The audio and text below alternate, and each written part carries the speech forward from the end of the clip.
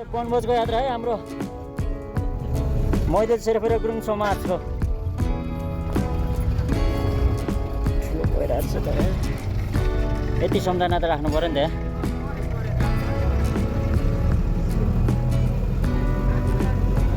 निमेश त उभैमा पर्यो ब्रिजेश यात्रा भइरहेको छ हाम्रो वनभोजको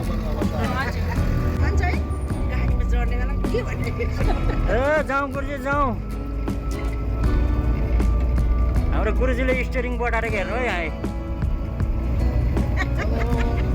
सोलुको ठिटो हो नि त चिसो पानी खाएको कम्ती डर बटार छ त हेर्छ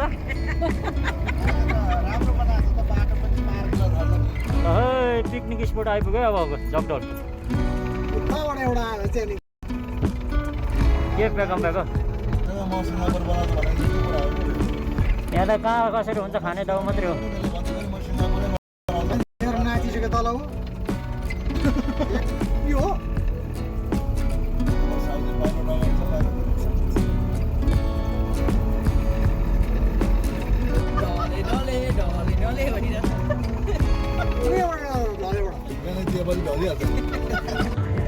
मैदेल शेर्पा